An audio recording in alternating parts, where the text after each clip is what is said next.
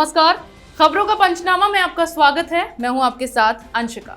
हम लेकर आए हैं आपके लिए देश दुनिया की 5 बड़ी खबरें, जिनके विश्लेषण के लिए मेरे साथ स्टूडियो में मौजूद हैं कैपिटल टीवी के editor in chief doctor Manish Kumar. Doctor Manish, बहुत बहुत स्वागत है। धन्यवाद। सबसे पहले नजर डालते हैं हेडलाइंस पर। सुप्रीम कोर्ट पे टली किसान आंदोलन की सुनवाई, कहा प्रदर्शन से किसी को तकलीफ नहीं होनी चाहिए। पश्चिम बंगाल में ओवैसी ने दी ममता को चुनौती, मुस्लिम वोट पाने की बेचैनी में बढ़ी टीएमसी की परेशानी। डिफेंस कमेटी में राहुल ने की बेतुकी बात, देश की सुरक्षा पर कांग्रेस की गंभीरता की खुल गई पोल। अर्जुन रामपाल की गर्लफ्रेंड के भाई ने फैलाया बॉलीवुड में ड्रग्स का जाल, व्हाट्सएप चैट से हुआ खुलासा। चीन के खिलाफ प्रधानमंत्री नरेंद्र मोदी की एक और स्ट्राइक, अब चीनी कंपनियों से नहीं खरीदे जाएंगे टेलीकॉम उपकरण।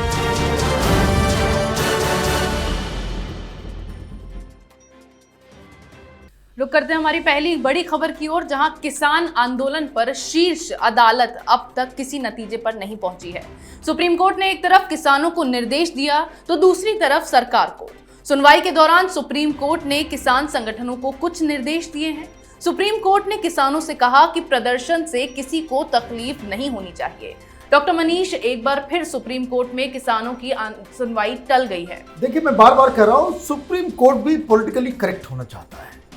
ये मसला बहुत ही सिंपल सा है कि अगर डेमोक्रेसी है तो डेमोक्रेसी में हर शख्स को प्रदर्शन करने का, विरोध प्रदर्शन करने का, सरकार के खिलाफ आवाज उठाने का पूरा अधिकार है।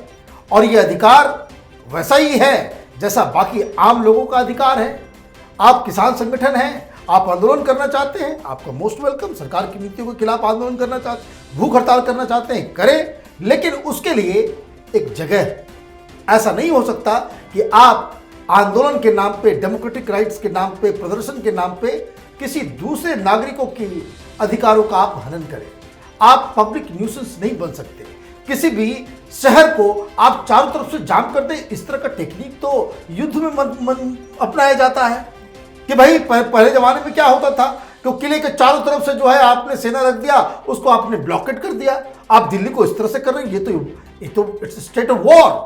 और ये क्यों हो रहा है? ये इसलिए हो रहा है क्योंकि ये जो तथाकथित किसान आंदोलन है, इसमें किसानों को बड़गला करके दिल्ली में बिठा दिया गया है। इसके पीछे ये सारा कमाल जो है वो वामपंथी संगठन, अर्बन नक्सल्स, ये तमाम जो चाइनीज और पाकिस्तानी एजेंट्स जो हिंदुस्तान के अंदर में विचरण करते हैं खुली रूप से, ये इन लोगों के द्वारा किया धरा हुआ है। और मैं ऐसा इसलिए कह रहा हूं कि सुप्रीम कोर्ट भी आज फैसला इसलिए नहीं ले सकी क्योंकि सुप्रीम कोर्ट ने कल बुलाया था कि किसान कहाँ है, किसान के लोग, किसान संगठन के लोग भी होने चाहिए। लेकिन किसान संगठन के लोगों को नोटिस दिया गया, लेकिन किसान संगठन आज सुप्रीम कोर्ट नहीं पहुंचना महसूस किया। वो क्यों?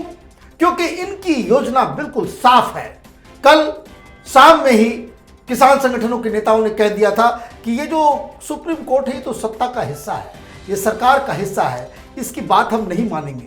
कहने का मतलब ये है कि ये अभी जो आंदोलन, ये सुप्रीम कोर्ट सरकार के बीच अभी ये जो द्वंद्व जो है वो चलता रहेगा, इस पर राजनीति होती रहेगी और इसका निष्कर्ष कुछ नहीं निकलने वाला है। मैं बार बार इस बात को कह रहा हूं कि मैं शुरू से इस बात को मानता आ रहा हूं कि जिस तरह के लोग इस आंदोलन के पीछे हैं, वही लोग सीए के आंदोलन के पीछे थे। जिस तरीके से उस वक्त दिल्ली में हिंसा भड़की थी, दंगे हुए थे, ये लोग दिल्ली के अंदर उसी तरह की हिंसा को अंजाम देने में जुटे हुए हैं। ये आगे आने वाले दिनों में आप देखिएगा कि किस तरह से ये पूरा आंदोलन हिंसक होता चला जाएगा। अब आपको ले चलते हैं बंगाल की ओर, जहां पश्चिम बंगाल में होने वाले विधानसभा चुनाव से पहले सियासी पारा चढ़ता जा रहा है। सूबे की मुख्यमंत्री ममता बनर्जी की पार्टी टीएमसी को टक्कर देने के लिए भाजपा के वरिष्ठ नेता लगातार राज्य में रैलियां कर रहे हैं। वहीं विधानसभा चुनाव के मद्देनजर एआईएमआईएम प्रमुख असदुद्दीन ओवैसी ने भी हुंकार भर दी है। जिसके बाद ममता बनर्जी को मुस्लिम वोट छिटकने का डर सताने लगा है। डॉक्टर मनीष, अब ओवैसी ने भी बंगाल में कदम रख दिया है, जिसके बाद ममता बनर्जी को कहीं ना कहीं अपने वोट खोते नजर आ रहे हैं, उसकी बेचैनी उनको होती नजर आ रही है। देखिए, ममता बनर्जी बैकफुट पे गई हुई है और ममता बनर्जी का जो लगातार जो बयान आ रहा है, खास करके जिस तरीके से वो ओवैसी के ऊपर अटैक कर रही है, इसका मतलब बिल्कुल साफ संदेश दिया जा रहा है कि ममता बनर्जी, टीएमसी या तृणमूल कांग्रेस जो है वो ओवैसी के मूव से डर गई है। ये सीधे सीधे ममता और ओवैसी की टक्कर हो रही है। उन्होंने साफ साफ कह दिया कि ये बीजेपी से पैसा लेकर के हैदराबाद से बंगाल आ रहा है चुनाव लड़ने के लिए, मुसलमानों के वोट को काटने के लिए आ रहा है। तो इसके जवाब में ओवैसी साहब ने साफ साफ कहा कि ममता बनर्जी को अभी तक किसी सच्चे मुसलमान से पाला नहीं पड़ा है। ऐसा कोई भी शख्स हिंदुस्तान में नहीं है जो ओवैसी को खरीद सके, इसलिए जो पैसे की जो बात है वो बिल्कुल निराधार है। लेकिन मैं आपको बता दूं कि ये आरोप ओवैसी के ऊपर पहले से ही लगते चले आ रहे हैं कि भाई बीजेपी के कहने पे दरअसल ओवैसी बंगाल के अंदर एक अलग किस्म की रणनीति पे काम कर रहे हैं। वो मुस्लिम इलाकों में तो चुनाव लड़ेंगे ही, लेकिन साथ साथ जो खबरें आ रही है हमारे पास वो ये है कि वो वहां पे एक गठबंधन बनाने की फिराक में है और इसमें बड़ी पार्टियों से लेकर के छोटी पार्टियां भी इसमें शामिल हो सकती हैं। लेकिन जो सबसे बड़ा खतरा ममता बनर्जी को ये है कि अगर ओवैसी का जो गठबंधन है वो जो हुबली के पास वहाँ पे एक फुरफुरा शरीफ के पीर ज़्यादा जो पॉलिटिकल पार्टी लॉन्च करने वाले हैं उनके साथ ओवैसी का गठबंधन हो जाता है तो ममता बनर्जी के लिए बहुत बड़ी समस्या खड़ी हो जाएगी। बात करते हैं राहुल गांधी की, जहां रक्षा समिति की मीटिंग में सैन्य बलों के लिए नई वर्दी पर चर्चा की जा रही थी। सीडीएस जनरल बिपिन रावत वर्दी को लेकर प्रेजेंटेशन दे रहे थे कि कैसे दूसरे देशों में सेनाओं में वर्दी से रैंक और नाम का पता चल जाता है। लेकिन कांग्रेस के पूर्व अध्यक्ष राहुल गांधी ने वहां भी चीन का मुद्दा उठा दिया। इसके बाद राहुल को बोलने से मना कर दिया गया, जिसके कारण राहुल गांधी समिति की बैठक से बाहर निकल गए। राहुल की इस नादानी ने सुरक्षा मामलों पर कांग्रेस की गंभीरता की पोल खोल दी। डॉक्टर मनीष, जिस तरह का बयान राहुल गांधी ने डिफेंस कमेटी की बैठक में दी, उसके बाद तो कांग्रेस की पूरी तरह से पोल खुल गई देश की सुरक्षा मामलों को लेकर। देखिए, ये जो समितियां होती हैं, पार्लियामेंट्री कमिटीज, जो इसके अंदर डिस्कशन होता है, जो आप पार्लियामेंट के अंदर, लोकसभा या राज्यसभा के अंदर अलग अलग पार्टियों के बीच जो युद्ध देखते हैं, वो राजनीति से प्रेरित होता है। लेकिन असल काम जो पार्लियामेंट का जो काम होता है वो इन समितियों के जरिए होता है और ये वहाँ पे बहुत ही ज़्यादा सीरियस तरीके से पार्टी लाइन इन सबको छोड़ के वहाँ बहस होती है। बहुत एक्सपर्टीज, पढ़े लिखे, आप ये समझ लीजिए कि इन कमिटीज़ की वजह से हमारा जो पार्लियामेंट्री जो तंत्र जो है वो मजबूत बना हुआ है और वहाँ पे वाकई मैंने इसमें हर पार्टी, किसी की भी सरकार हो, ये कमिटियां अब तक इस देश के प्रजातंत्र को बचाने में बहुत बड़ा योगदान रखी है, क्योंकि यहाँ पे लोग पार्टीजन होकर के डिस्कशन नहीं करते और बहुत ही वेल रिसर्च तरीके से यहाँ पे डिस्कशन होता है। एक्सपर्ट्स को बुलाया जाता है बात, जैसे ये पार्लियामेंट्री कमेटी, यहाँ पे सीडीएस अपनी राय रख रहे थे। अब राहुल गांधी तो ये बिगड़ैल बच्चा है, इनको बचपन से ही कान में किसी ने बता दिया कि भाई तुम प्रधानमंत्री बनोगे, प्रधानमंत्री के अलावा तुमको कुछ बनना ही नहीं है। तो इनकी पॉलिटिकल ट्रेनिंग नहीं हुई। तो ये जब पहुंचे, वो क्यों पहुंचे? क्योंकि ये डिफेंस कमेटी के एक सदस्य हैं, चूंकि ये वायनाड के सांसद हैं और जब ये उसके आप सदस्य बनते हैं तो लगातार मीटिंग्स हो रही थी और ये जाते नहीं थे। इनको इन सबसे मतलब थोड़ी होता है। पार्लियामेंट में देखिए, पार्लियामेंट चल रहा होता है, सीरियस मसला हो रहा होता है, इलेक्शन हो रहे होते हैं, ये पिकनिक मना रहा होता है, कहीं कभी थाईलैंड तो कभी यूरोप तो कभी गोवा कभी शिमला, वो अपना पिकनिक में तो पार्ट टाइम पॉलिटिशियन है, तो वो जाते नहीं थे। तो जब ये चीन का जब मसला हुआ तो इस पर विपक्षी ने ये सवाल खड़ा किया कि भाई आप जो है लगातार इस तरह की बातें करते हैं, आप डिफेंस कमेटी के एक सदस्य, आप तो उस पर कभी जाते तक नहीं, ये आपकी सीरियसनेस है। लेकिन जब ये गए तो वहाँ बात चल रही है कुछ और, उसका एक डेकोरम है, उसका एक तरीका है, वहाँ पे किस चीज़ पे बातचीत होगी उस पे आप अपनी राय रखेंगे। लेकिन ये इनको लगा कि ये जो पार्लियामेंट्री कमेटी की जो मीटिंग है, ये कांग्रेस पार्टी जो इनके घर के अंदर के जो जैसे वो चलाते हैं अपना private limited company Congress party, कि वहाँ कुछ भी बकवास ये कर दें, कुछ भी बात बोल दें, तो वो उन्होंने करने की कोशिश की, जिसकी वजह से उनको चुप कराया गया। और ये बाहर निकल के बोल रहे हैं कि भाई तो देश में किसान का मुद्दा है, चाइना का मुद्दा है, टाइम बर्बाद हो रहा है। जब टाइम बर्बाद ही है पार्लियामेंट के काम में, अगर आपको लगता है कि टाइम बर्बाद होता है तो भाई चुनाव लड़ते ही क्यों हो? वायनाड क्यों चले गए? इस्तीफा दे दो। आपको लगता है कि भाई इन समितियों में रहने से टाइम बर्बाद होता है, आप इस्तीफा दे दें। कोई ऐसा थोड़ी कि आपको जबरदस्ती कोई पकड़ के रखा हुआ है, आप इस्तीफा दे दो। लेकिन इस तरह की बचकानी जो हरकतें हैं इनकी, ये कांग्रेस पार्टी के लिए चिंताजनक स्थिति है। रुक करते हैं हमारी अगली खबर की ओर, जहां बॉलीवुड में ड्रग्स केस की जांच में अब तक कई लोगों से पूछताछ की जा चुकी है। अब एनसीबी को इस मामले में बड़ी जानकारी हाथ लगी है। एक्टर अर्जुन रामपाल की गर्लफ्रेंड गैब्रिएला के भाई ने एक बड़े सेलिब्रिटी का सहारा लेकर बॉलीवुड में ड्रग्स का मायाजाल बिछा रखा था।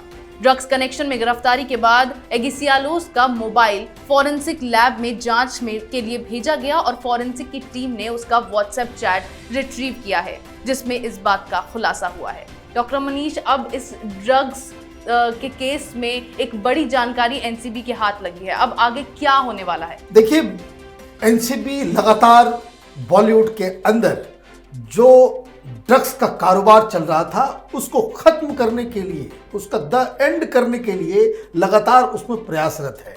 अभी अर्जुन रामपाल को बुलाया गया था, 22 तारीख तक का उन्होंने वक्त मांगा है कि वो मुझे कुछ वक्त दिया जाए, फिर वो हाजिर होंगे। उनकी गर्लफ्रेंड है गैब्रिएला और उनकी गैब्रिएला का भाई है एगिसियालोस। तो ये दोनों ही साउथ अफ्रीकन हैं और ये बताया जा रहा है कि जो गैब्रिएला का जो भाई है वो अपनी गर्लफ्रेंड के साथ खार इलाके में ये पूरे लॉकडाउन के दौरान जो है वहां पे था। और ये जो कार्रवाई जो चल रही थी, जैसा कि लगातार कैपिटल टीवी बताता चला आ रहा है कि 30 के आसपास ड्रग पेडलर्स को पकड़ा गया है जो बॉलीवुड में सप्लाई कर रहे हैं। तो इन सब के फोन सेट्स को, इनके फोन्स को साइबर सेल, उसको कह सकते हैं कि उसका जो फॉरेंसिक जांच के लिए अहमदाबाद के फॉरेंसिक लैब में भेजा गया। अहमदाबाद का जो फॉरेंसिक लैब है वो बहुत ही हाई क्लास का है, हिंदुस्तान का टॉप मोस्ट है। और वहाँ जो इन लोगों ने सारे जो डाटा वगैरह सब जो डिलीट कर दिए थे, उससे इनकी पोल खुल गई, वो कि सब कुछ वो रिट्रीव हो गया है। दिक्कत क्या है अर्जुन रामपाल के लिए, उनकी गर्लफ्रेंड और उनके गर्लफ्रेंड के भाई के लिए, वो ये है कि इनके जो चैट्स निकल रहे हैं, इनके जो फोन कॉल्स निकल रहे हैं, उससे मालूम चल रहा है, मैं बस कुछ देशों का नाम मैं बता रहा हूँ कि जो किस रैकेट से जुड़ा हुआ है, वो इंटरनेशनल ड्रग सिंडिकेट से जुड़ा हुआ है, जिसमें Austria, Colombia, South Africa, South Korea के ड्रग पेडलर से डायरेक्ट इसका कनेक्शन है गैब्रिएला के भाई का। और ये जो तमाम चीजें जो पाई जा रही हैं उनके पास से, तो वो कोकेन, एमडीएमए, वही एमडीएमए जो रिया चक्रवर्ती और इसके दौरान जो आया था, हशीश, वीड, ये तमाम जो हाई लेवल हाई क्वालिटी का जो ड्रग्स होता है वो सब के साथ इनका कनेक्शन है। दिक्कत और भी बहुत ज़्यादा है। दिक्कत इसलिए भी ज़्यादा है कि जो गैब्रिएला का भाई और गैब्रिएला, ये दोनों टूरिस्ट वीज़ा पे हिंदुस्तान आए हुए हैं और टूरिस्ट वीज़ा के नाम पे आप हिंदुस्तान में रह रहे हैं और आप इस तरह का काम कर रहे हैं। आपके ऊपर बहुत ही गंभीर आरोप लगे हैं और इस पूरे चीज़ में अर्जुन रामपाल भी फंसेंगे। और मैं आपको बता दूं कि इस खबर के बाद से बॉलीवुड के अंदर भी जिसको कह सकते हैं सनसनी फैली हुई है, क्योंकि इसके रिश्ते टॉप मोस्ट जिसको एक्टर और एक्ट्रेसेस जो ए लिस्टर्स हैं उनके साथ इनके रिश्ते हैं। अब कौन कौन लोग एनसीबी के लपेटे में आने वाले हैं वो आगे आने वाले समय में पता चलेगा। नजर डालते हैं हमारी अगली खबर पर। सीमा विवाद के बीच चीन की आर्थिक कमर तोड़ने के लिए भारत ने एक और कदम उठाया है, जिसके तहत मोदी सरकार टेलीकॉम उपकरणों को खरीदने के लिए भरोसेमंद कंपनियों की लिस्ट बनाई थी। इसका सीधा मतलब है कि आने वाले दिनों में चीन की कुछ बड़ी कंपनियों को पाबंदियां झेलनी होगी। टेलीकॉम सेक्टर में अब तक चीनी कंपनियों का दबदबा रहा है, लेकिन सरकार के इस फैसले के बाद उन्हें तगड़ा नुकसान झेलना पड़ सकता है। डॉक्टर मनीष, लगातार भारत की ओर से चीन पर स्ट्राइक की जा रही है। पहले कई ऐप्स को बैन कर दिया गया और अब भारत एक और स्ट्राइक की तैयारी कर रहा है, जिससे चीन को फिर से एक बड़ा नुकसान झेलना पड़ सकता है। देखिए, चीन के साथ वी आर एट वॉर, हम युद्ध की स्थिति में हैं और ये जो सरकार जो सारी कार्रवाइयाँ कर रही है वो अपने आप में बताता है कि हम किस तरीके से फ्यूचर जनरेशन के जो वॉर टैक्टिक्स हैं उसमें हम ऑलरेडी इन हैं, ऑलरेडी हम इसमें सचेत हो गए हैं। दरअसल इस चीज़ को समझिए कि पहले जैसे ही बॉर्डर पे दिक्कत आई तो हमने क्या किया, हमने लगातार सारे ऐप्स को जो है बैन करना शुरू कर दिया। अब ऑलमोस्ट सारे जो चाइनीज़ ऐप्स हैं उसको हमने बंद कर दिया है। क्यों? क्योंकि ये खतरा है कि आजकल जो लड़ाइयाँ दो देशों के बीच अगर होती है तो वो सिर्फ बॉर्डर पे सैनिक नहीं लड़ेंगे, एक बाकायदा एक साइबर वॉर का भी एक खतरा है। और जब आप चाइनीज़ एप्लीकेशंस के साथ आपके वो घर घर में घुसा हुआ है तो आप समझिए किस तरह का इंफॉर्मेशन, किस तरह का डाटा और किस तरह की हानि कराने के वो पोजीशन में है। एक बात, अब आपने ऐप्स तो बंद कर दिए, लेकिन ये जो हिंदुस्तान के अंदर जो टेलीकम्युनिकेशंस का जो पूरा तंत्र बिछा हुआ है उसमें चाइनीज़ हार्डवेयर कैसा लगा हुआ है, मैं आपको बता दूं। इस बारे में जो चिंता, इसमें हमने भी जब हम अखबारों में काम किया करते थे इस पे लगातार हमने कई सारी स्टोरीज की थी कि जिस वक्त 2G और 3G मतलब 2011, 2010, 2009 के दौरान जिस तरीके से जो तमाम हिंदुस्तान की कंपनियां थी वो अपने सारे हार्डवेयर चाइना, क्योंकि चाइना में सस्ता मिलता है तो वो वहाँ से लेकर के आते थे और हम धीरे धीरे ओवर डिपेंडेंट हो गए। टेलीकम्युनिकेशंस के सारे हार्डवेयर, अपना जितना भी टावर है, चाहे फिर जितने भी मशीन्स हैं, जितना भी सब कुछ है वो हम चाइनीज़ इक्विपमेंट्स के ऊपर हम पूरी तरह से आश्रित हो गए। अब कई सारे एक्सपर्ट्स ने ये बताना शुरू किया कि जो चाइनीज़ सामान हम लेकर के आते हैं उसमें स्नूपिंग डिवाइस भी डाला हुआ होता है, जिससे हम पूरी तरीके से पंगु हो सकते हैं। चीन बैठे बैठे हमारे टेलीकम्युनिकेशन के सिस्टम को ही वो डिस्टर्ब कर सकता है। अब समझिए कि बैंकिंग सिस्टम अगर रुक जाए, आप रेलवे रुक जाए, रिजर्वेशन रुक जाए, ये तमाम जो हमारा जो है ये सारा सिस्टम जो है वो रुक जाए तो ये कितना बड़ा नुकसान हो सकता है। तो सरकार सही टाइम पे जगी है और वो इसलिए जगी है क्योंकि ये 2G 3G में तो चाइनीज़ इक्विपमेंट्स बहुत आए थे, लेकिन जब से ये 4G का सिस्टम आया है और आगे जो फ्यूचर जो कुछ दिनों के बाद सारा सिस्टम जो रिप्लेस होने वाला है 5G के सिस्टम से, तो उसमें से चाइनीज़ कंपनी को बाहर निकालने का जो सरकार ने फैसला किया है, तो आप डायरेक्टली इस तरीके से किसी देश को, किसी कंपनी को तो आप बाहर निकाल नहीं सकते क्योंकि ये ओपन मार्केट है, ओपन बिडिंग है। तो आप क्या करते हैं, आप नेशनल सिक्योरिटी या तमाम अलग अलग तरह के चीज़ों को आप बना करके इस तरह का प्रोसीजर आप क्रिएट कर देते हैं जिसमें आप चाइनीज़ कंपनी को आप बिल्कुल यहाँ से खदेड़ के बाहर कर सकते हैं और इससे हम ज़्यादा सुरक्षित हो जाएंगे। तो ये सिर्फ डिजिटल स्ट्राइक नहीं है बल्कि देश की सुरक्षा, नेशनल सिक्योरिटी के लिए लिया गया एक अहम कदम है। जी डॉक्टर मनीष, देश दुनिया की इन तमाम 5 बड़ी खबरों पर हमारे साथ आपके विश्लेषण के लिए बहुत बहुत धन्यवाद। धन्यवाद। खबरों का पंचनामा में आज इतना ही। अगर आपको हमारा ये वीडियो पसंद आया हो तो इसे लाइक करें, शेयर करें, कमेंट करें, साथ ही हमारे चैनल को सब्सक्राइब करें।